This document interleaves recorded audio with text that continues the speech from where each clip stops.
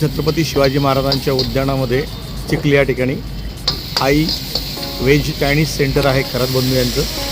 गेल्या जवळपास 3 ते 4 वर्षापासून या ठिकाणी व्हेज चायनीजचा या ठिकाणी व्यवसाय करत आहेत. व्हेज चायनीज म्हटल्यानंतर चांगल्या प्रकारची रेसिपी तयार करत असतात. कुठल्या प्रकारची चायनीज तुमच्याकडे मिळते?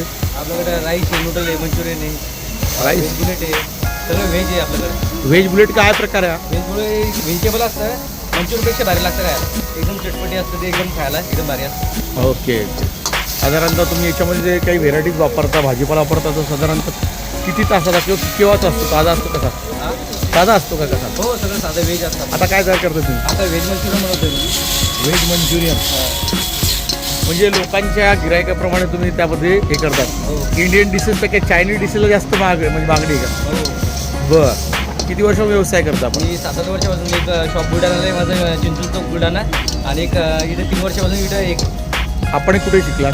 मी चौपाटीवर चिंचोली चौक चौपाटी, लहानी चौपाटी बुलढाणा.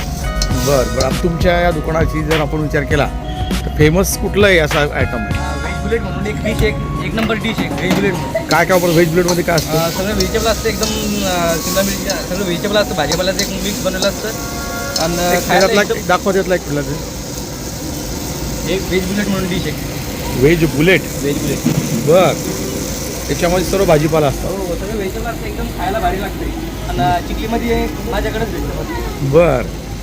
बघा, चायनाच्या पूर्ण प्रकारच्या ज्या काही आपण आयटम्स खाण्याचे असतात त्यामुळे आपण याच्यामध्ये कुठल्या प्रकारचं त्याला म्हणता येईल की हानिकारक असा कुठले पदार्थ दिसतात त्याच्यामध्ये? काही युनिकार वेगळ्या प्रकारचे व्हॅरायटीज असतात.